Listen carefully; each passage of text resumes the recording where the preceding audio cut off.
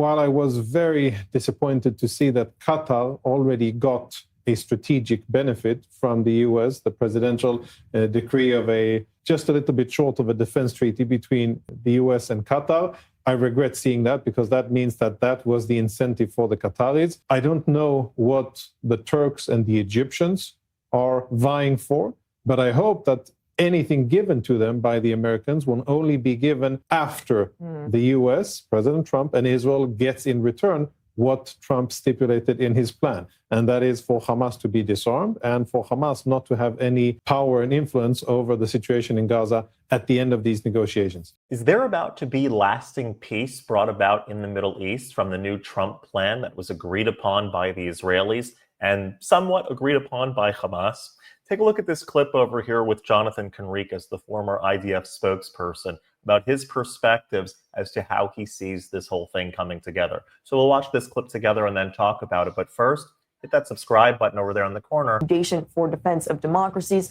So those are I-24 News senior Middle East correspondent Ariel Osran. Gentlemen, thank you for being with us today. A lot of major developments for us to discuss. And Ariel, I want to begin with you as to where things stand at this hour. U.S. Special Envoy to the Middle East, Steve Witkoff, is said to be heading to Egypt right now. Talks are supposed to be happening in Cairo. Meanwhile, the fighting in Gaza paused. What is happening? Right. So Cairo is gearing up to host a round of talks to try and really mediate all the outstanding issues that remain with Trump's plan. We remember in Hamas in their official statement, they said that they're willing to move forward with the immediate release of the hostages under the Trump plan, provided conditions and on the field are met. So that is one of the main topics that are going to be discussed. Hamas has a delegation that is expected to arrive in Cairo this evening with negotiations or talks officially starting tomorrow. Israel is also sending a delegation headed by Strategic Affairs Minister Ron Dermer. Look, I think we have to look at this whole thing of negotiations in two kind of steps. The first step, trying to get this plan implemented, to get it going. Now, for Israel, that is a good development because under the plan, the beginning of its implementation includes the release of all the hostages, which is a significant war goal, but also for the Israeli public, that is what the majority want to see now. But there's also the negotiations for what will happen later, what will happen with the technocratic committee, what will happen with the disarmament of Hamas, which is something that they didn't really address in their official statement. But I think in order to get the ball rolling, the sides need to hash out the terms of the release of the hostages, and then they'll move on to talk about the other issues. And again, for Israel, this is a positive development. Ultimately, there is some apprehension that Hamas may try and cheat or extend the terms that are existent. But when you have the Muslim Brotherhood, the you could say corporate for Hamas, commending them for agreeing to this deal, this kind of puts Hamas in a situation where it can't now refuse or really break down the talks. But again, with Hamas, anything could happen. Hamas, anything could happen, as Ariel just stated. They're known for getting these negotiations to start and then dragging them up. Right now, also, these negotiations are happening not necessarily under Israel's conditions. They are not on the offensive. This is the Israeli government had wanted these negotiations to continue happening while Hamas was directly under fire in Gaza City. That's not happening right now, though, Jonathan. Does that impact anything that could be happening in Cairo? I think it does, and I think it's very important that the clock starts ticking now as of 3 a.m. when Israel was asked and then indeed complied with that. When President Trump asked Israel, you can talk about semantics, to cease firing, Israel has indeed significantly reduced offensive operations, and it's some use of fire, but it's mostly defensive. But that needs to be the beginning of 72 hours. And then 72 hours, from within those 72 hours, all of the hostages should be released as per the Trump deal. I think the first litmus test will be whether or not Qatar and the Egyptians will influence President Trump to allow Hamas to wiggle out of those 72 hours. That'll be the first test. If that happens, that'll be a major fork in the road for Israeli negotiators to say, okay, is this serious or isn't it serious? I think that the price or basically the entry fee that Hamas has paid here in order to prevent the situation, avert a situation where they are violating President Trump's ultimatum, is to say, okay, we're willing to hand over the hostages, of course, with the caveats that Ariel mentioned here.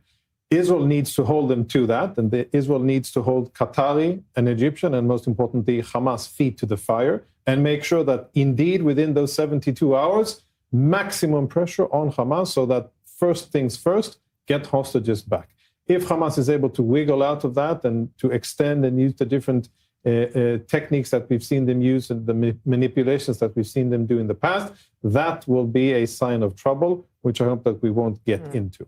I think these are the critical days, and the positive aspect of this plan, the fact that all of the hostages need to be released in this window, these 72 hours that you're mentioning. Yes, and as that is happening, IDF is deployed on the ground, ready to continue to apply significant kinetic pressure on Hamas.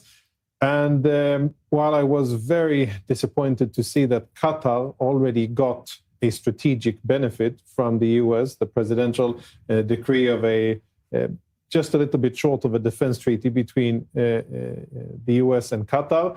I regret seeing that because that means that was the incentive for the Qataris.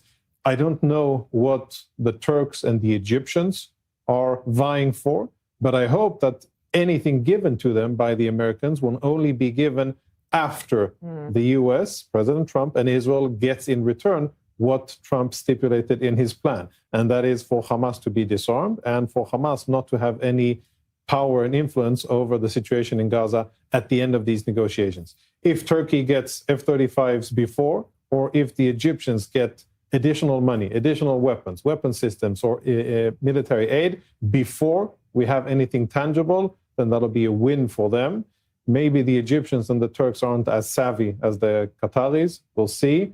But definitely very, very important days coming up. And we'll see how really the pressure can be applied and maintained on Hamas to release hostages. Ariel. Yeah, also you asked as to the situation on the ground. So as Jonathan precisely described it, there isn't a complete ceasefire in place right now. There is still Israeli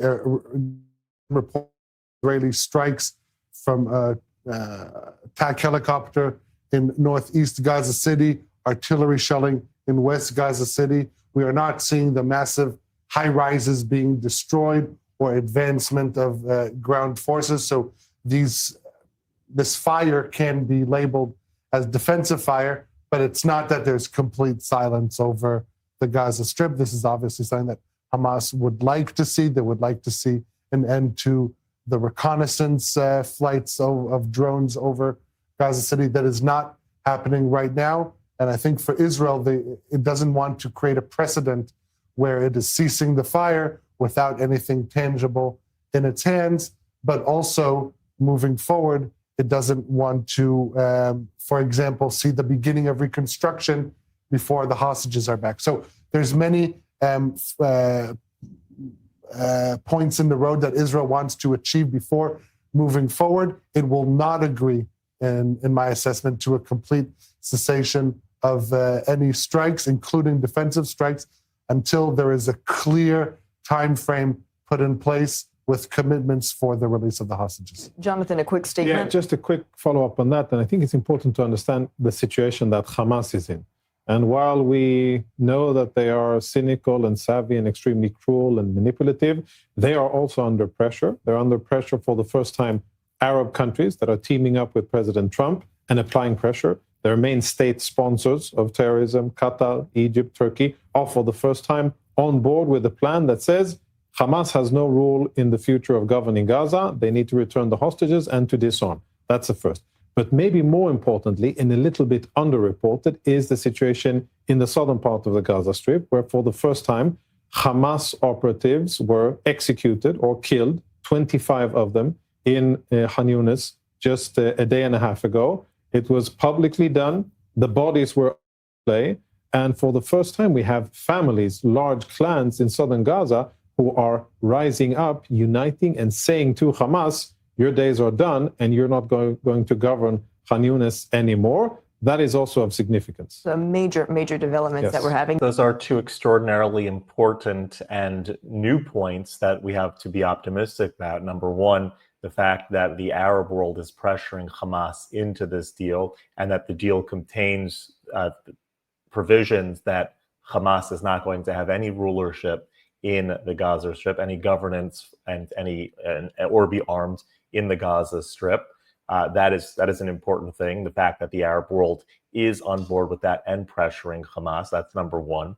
And the second thing that was mentioned over here that is something to be very optimistic about is that you have clans and families in southern Gaza that are actually rising up, Palestinian Gazans that are actually rising up against Hamas, killing them themselves as well. So it's very clear that many Gazans are sick of this. They want it to end, as they should. It reminds me in biblical tradition, it reminds me of something that we are taught, that when the Jewish people were leaving Egypt, that when the plague of the firstborn, the 10th of the 10 plagues, was announced, what happened was that the firstborn of Egypt started making war with the Egyptians because they saw that their days were numbered, and that the Egyptian government, the Egyptian forces, were not going to let the Jewish people free. That meant their life was going to be taken. And so the firstborns of Egypt started killing other Egyptians. And so you see the evil fighting the evil, right? You see the forces that were on the same now turning on each other. Many of the Gazans who themselves had elected Hamas years ago, or had been under the rulership of Hamas, and many willingly went along, are now having a change of heart and going against the government that has been oppressing them for so many years. The wake-up call is beginning, and this should be something that we can be optimistic about as well. As the week continues, certainly we will be following exactly what happens. We'll keep you updated as well as it comes about. If you like this content overall, hit that subscribe button over there in the corner. We'd love to stay in touch. Take care.